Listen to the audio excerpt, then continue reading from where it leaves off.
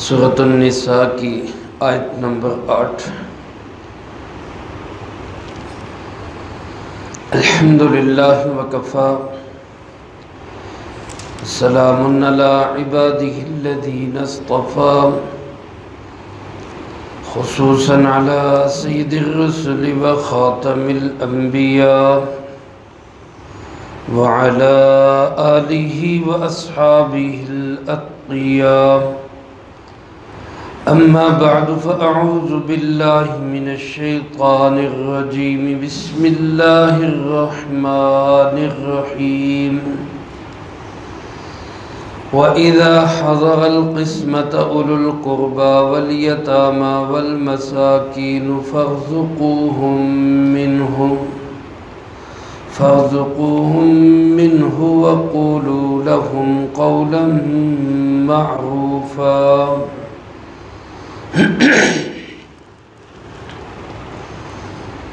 وَإِذَا حَضَرَ الْقِسْمَةَ،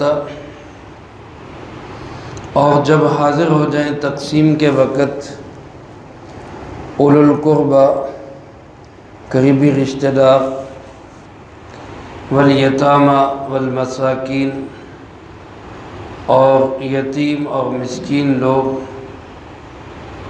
فارزقوہم منہ، ان کو بھی اس میں سے کچھ رزق دے دیا کرو، وَقُولُوا لَهُمْ قَوْلًا مَعْرُوفًا، اور ان کے لیے کہا کرو بھلی بات۔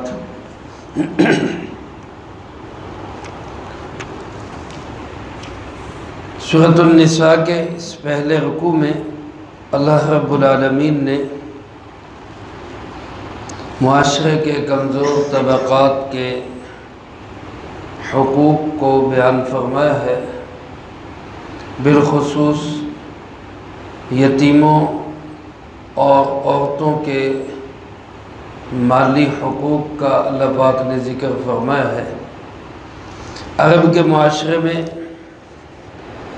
جہاں یتیم بچوں کے ساتھ بہت ظلم و ستم ہوتا تھا، وہاں خواتین کے ساتھ بھی یہ ایک انتہائی گھناؤنا ظلم کیا جاتا کہ ان کو وراثت میں حصہ نہیں دیا جاتا تھا۔ گزشتہ درس میں میں عرض کر چکا ہوں کہ انہوں نے ایک من گھڑت اور خود ساختہ فلسفہ یہ بنا لیا تھا کہ وراثت حق اس کا ہے جو میدان جنگ میں لڑ سکتا ہو، گھوڑے پہ سوار ہو سکتا ہو، دشمن کا مقابلہ کر سکتا ہو، مال غنیمت چھین کے لا سکتا ہو، اس کو وراثت ملتی۔ عورت اور بچہ چونکہ یہ کام نہیں کر سکتا، لہذا چاہے وہ چھوٹا ہو، بڑا ہو، یتیم ہو، مسکین ہو، وہ اس حق سے محروم رکھا جاتا تھا۔ اور گزشتہ درس میں یہ عرض کر چکا ہوں کہ حضرت اوس بن ثابت رضی اللہ تعالیٰ عنہ ایک صحابی، ان کا انتقال ہوا، انہوں نے اپنے پیچھے ایک بیوہ، 2 بیٹیاں اور ایک بیٹا چھوڑا۔ بیٹا چھوٹا تھا، نابالغ تھا، تو ان کے چچا زاد بھائیوں نے عرب کے دستور کے مطابق ان کے مال کو اپنے قبضے میں لے لیا، اور چھوٹے بچے کو بھی، بچیوں کو بھی، بیوہ کو بھی ان کی وراثت سے محروم کر دیا۔ وہ سرکار دو عالم صلی اللہ علیہ وسلم کی خدمت میں حاضر ہوئیں۔ اللہ کے محبوب صلی اللہ علیہ وسلم نے بارگاہ خداوندی میں عرض پیش کی۔ اللہ پاک نے یہ حکم نازل فرمایا کہ بچہ ہو، بچہ بڑا ہو، چھوٹا ہو، عورت ہو، چھوٹی بچی ہو یا بالغہ ہو، جو وراثت میں حقدار ہیں، اس کا اصول اور فلسفہ میت کے ساتھ قریب کا رشتہ ہونا ہے۔ جتنا کسی کا میت سے قریبی رشتہ ہوگا وہ وراثت کا حقدار ہوگا، اور قریبی کے ہوتے ہوئے دور والا محروم ہوگا۔ چنانچہ سرکار دو عالم صلی اللہ علیہ وسلم نے ان کی وراثت ان کی بیٹیوں میں، بیٹے میں، بیوہ میں تقسیم کی، اور جو دور والے رشتہ دار یعنی چچا زاد بھائی تھے ان کو آپ نے محروم قرار دیا۔ تو ایسے ہی وراثت کے لیے یہ اصول طے ہو گیا شریعت اسلامیہ میں، جو عین عدل اور انصاف پر مبنی ہے کہ میت سے جس کا جتنا قریبی رشتہ ہوگا وہ تو وارث ہوگا، اور جس کا رشتہ اس قریبی کے بعد کا رشتہ ہوگا وہ محروم ہو جائے گا۔ مثلا دادے کی وراثت تقسیم ہو رہی ہے اور دادے کے بیٹے موجود ہیں، تو بیٹوں کے ہوتے ہوئے پوتا دور بن جاتا ہے، تو لہذا وہ پوتا جو ہے وہ دادے کی وراثت سے محروم ہوگا۔ اسی طرح اگر میت کے بیٹے موجود ہیں تو بھائی کا رشتہ بیٹے کی بنسبت دور ہو جاتا ہے، تو بیٹے کے ہوتے ہوئے بھائی وراثت سے محروم ہوں گے۔ تو شریعت نے جو ایک ضابطہ اصول بتایا ہے وہ قرب کا بتایا ہے، جس کا جتنا قریبی رشتہ ہوگا۔ البتہ میرے عزیز دوستو، اس میں کچھ وجہ ہوتی ہیں جن کی وجہ سے قریبی ہوتے ہوئے بھی بندہ محروم ہو جاتا ہے، انتہائی قرب کا رشتہ ہوتے ہوئے بھی وراثت سے محروم ہو جائے گا۔ ان میں علماء نے 4 اسباب لکھے ہیں۔ ان میں سب سے پہلے غلام ہونا، دوسرے نمبر پہ قاتل ہونا، تیسرے نمبر پہ اختلاف دین، چوتھے نمبر پہ اختلاف دارین۔ یہ 4 سبب ایسے ہیں جن کی وجہ سے قریب کا رشتہ ہوتے ہوئے بھی وراثت سے محروم ہوگا۔ تفصیل ان کی یہ ہے کہ اگر مثال کے طور پہ بیٹا فوت ہو گیا اور باپ غلام ہے کسی کا، تو غلام باپ آزاد بیٹے کا وارث نہیں ہوتا۔ یا اسی طرح مثلا باپ فوت ہو گیا اور بیٹا کسی کا غلام ہے، تو بیٹا غلام ہونے کی وجہ سے آزاد باپ کی وراثت کا حقدار نہیں کہلائے گا، چونکہ آج کل وہ غلام باندیوں والا تصور ختم ہے، لہذا یہ جو سبب ہے وراثت سے روکنے والا یہ آج کل نہیں پایا جا رہا۔ اور دوسرا سبب ہے وراثت سے روکنے والا وہ قتل۔ اگر کوئی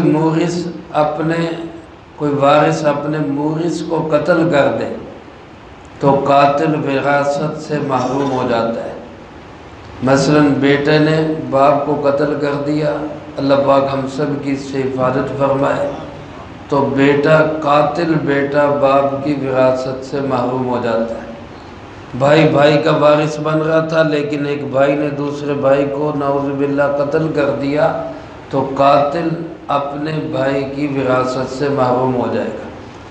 اسی طرح کسی بھی رشتے کو آپ لے لیں جو قریب کا ہوگا، اگر خدا نخواستہ وہ قتل کر دے تو قتل کی وجہ سے وراثت سے محروم ہو جاتا ہے۔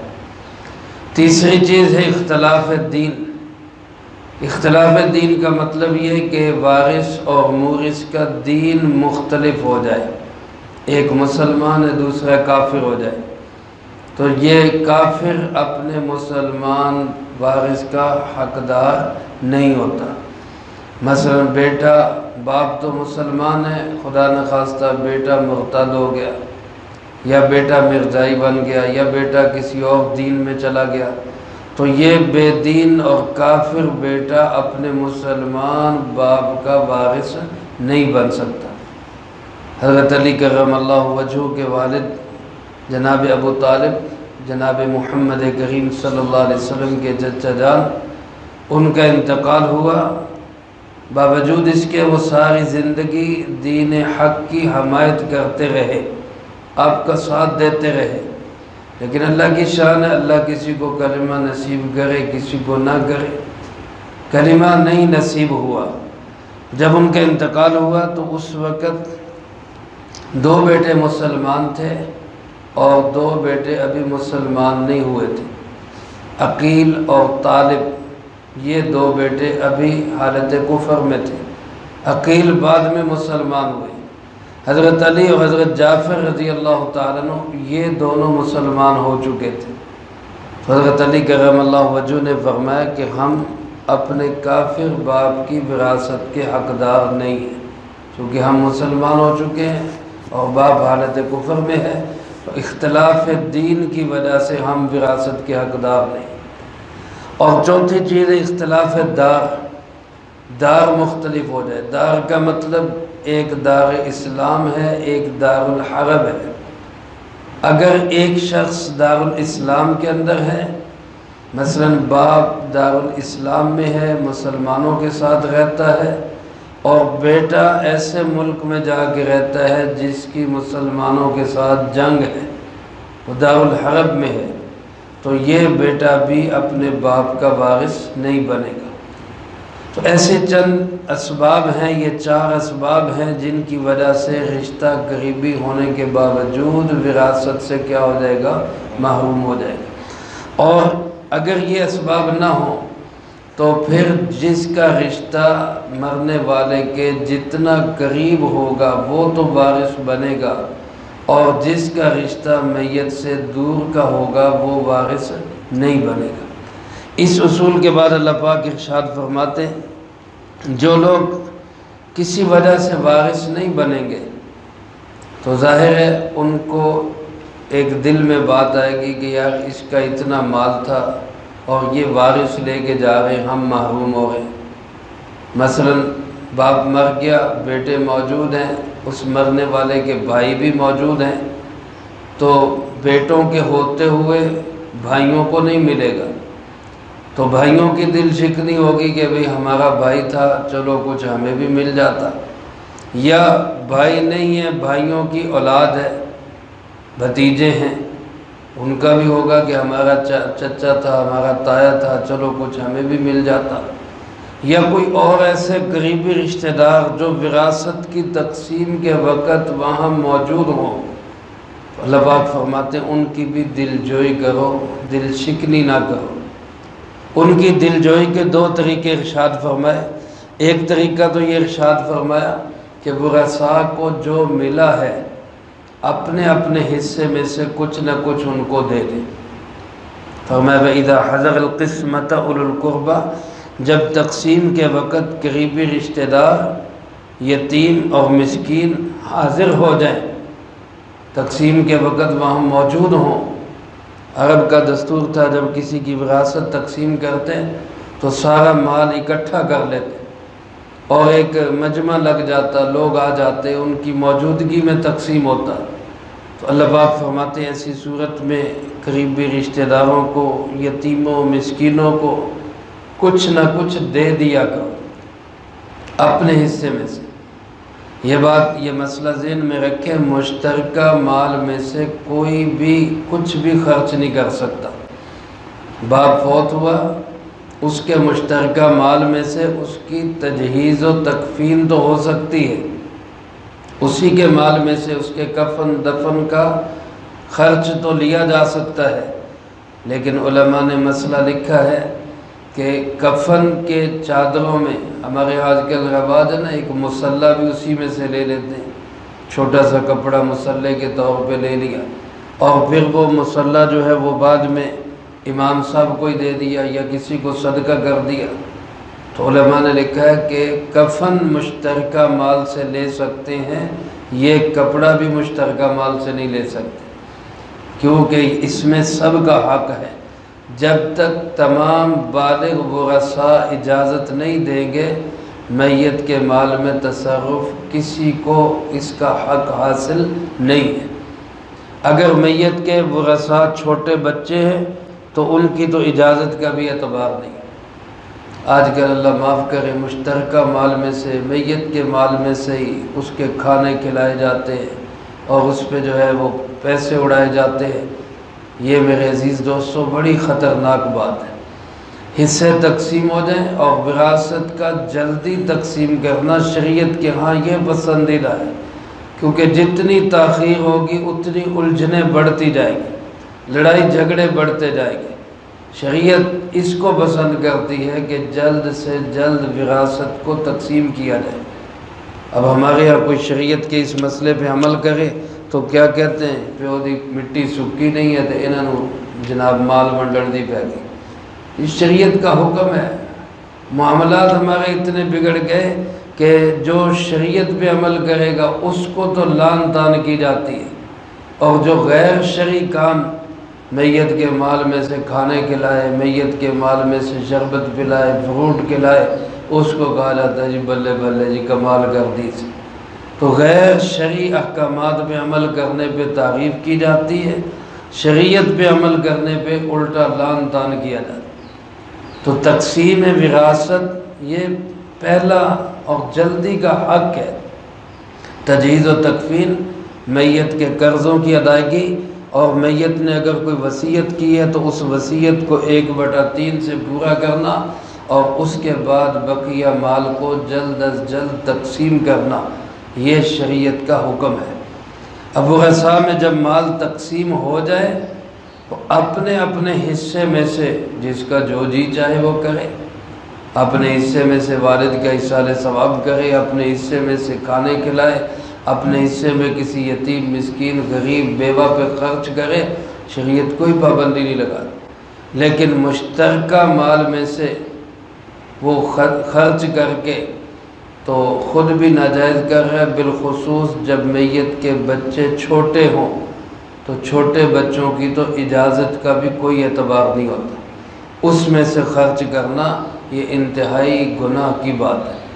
اللہ پاک فرماتے ہیں جب تقسیم میراث کے وقت کچھ یتیم مسکین کوئی قریبی رشتہ دار جن کو وراثت نہیں مل گئی وہ آ جائیں تو فارزقوہم منہ، ان کو بھی اس میں سے کچھ نہ کچھ رزق دے دیا کرو، دل جوئی ہو جائے گی، تمہارا صدقہ نکل جائے گا، وہ خوش ہو جائیں گے۔ اگر نہیں دے سکتے یا وہ زیادہ کا مطالبہ کرتے ہیں یا وہ لڑائی جھگڑا کرنے کی کوشش کرتے ہیں تو اللہ پاک فرماتے قولوا لہم قولا معروفا، ان کے ساتھ بھلی بات کرو، لڑائی جھگڑا نہ کرو، دل شکنی نہ کرو۔ اب تمہیں اللہ نے مال دے دیا ہے اور ایک بہت بہترین مال حق حلال کا مال ہے، تم اس مال کی بنیاد پہ ان سے جھگڑا کرو کہ چلو چلو بھاگو تمہیں کوئی حصہ نہیں، ان کے ساتھ دستور کے مطابق بھلی بات کرو اور ان کو سمجھاؤ۔ آج کل اس مسئلے کو حل کرنا ہو تو بڑا آسان طریقہ ہے، لوگ آپس میں جھگڑتے رہتے ہیں، اس کی بجائے سارے ورثاء کہیں، جو کہتے ہیں جی ہمارا حق ہے، جو کہتے ہیں جی ہمیں بھی ملنا چاہیے، ان سب سے کہو آؤ بھئی کسی جید عالم دین کے پاس چلتے ہیں، کسی مفتی صاحب کے پاس چلتے ہیں، کسی دارالافتاء میں چلتے ہیں، کسی ذمہ دار ادارے میں جا کے ان سے تقسیم کروا لیتے ہیں، وہ جیسے ہماری تقسیم کر دیں گے ہم اس پہ راضی ہیں۔ اب علماء کے پاس آتے نہیں، دارالافتاء میں پہنچتے نہیں، فتویٰ پوچھتے نہیں، اپنے ذہن میں اپنا حصہ بنا کے بیٹھے، اور اس میں کوئی رکاوٹ ڈالتا ہے تو تھانے کچہری بھگت کے سارا مال وہاں پہ لٹا دیں گے، لیکن صحیح شریعت کی تقسیم کی طرف نہیں آئیں گے۔ اس کی وجہ سے اب مسائل ہیں، الجھنیں ہیں، لڑائیاں ہیں، بربادیاں ہو رہی ہیں، مال کی بھی، گھروں کی بھی، عزتوں کی بھی، جانوں کی بھی۔ اللہ ہم سب کو اس کی سمجھ نصیب فرمائے۔ اچھے لوگ بھی ہوتے ہیں ماشاءاللہ، ایسے بھی مثالیں ہیں، لوگ بھائی بہنیں مل کے آ جاتے ہیں کہ جی جو ہمارا حصہ بنتا ہے ہمیں وہ بانٹ کے آپ بتا دیں، ہم اس کے مطابق ہی چلیں گے، اور سہولت کے ساتھ خوشی کے ساتھ اللہ کے فضل و کرم سے آج بھی ان کے مال میں برکات ہے، وہ چل رہے ہیں۔ تو ہم سب کو اسی شرعی اصول کے مطابق اپنے حصوں کی تقسیم بنانی چاہیے۔ اللہ مجھے آپ کو سب کو اس کی توفیق نصیب فرمائے، جو کہا سنا اس کو زندگی میں لا کے دوسروں تک پہنچانے کی توفیق عطا فرمائے۔ اللہم انت السلام ومنک السلام، تبارکت ربنا وتعالیت یا ذا الجلال والاکرام۔ اللہم اعنا علی ذکرک وشکرک وحسن عبادتک۔ اللہم احسن عاقبتنا فی الامور کلہا وأجرنا من خزي الدنيا وعذاب الآخرة۔ اللهم باقية كباقية الوليد، اللهم استر عوراتنا وآمن روعاتنا، اللهم إنا نجعلك في نحورهم ونعوذ بك من شرورهم، اللهم اكفنا بحلالك عن حرامك وأغننا بفضلك عمن سواك، اللهم اكفنا كل مهم من حيث شئت ومن أين شئت، رب اغفر وارحم وأنت خير الراحمين، رب ارحمهما كما ربياني صغيرا اللهم ربنا هب لنا من أزواجنا وذرياتنا قرة أعين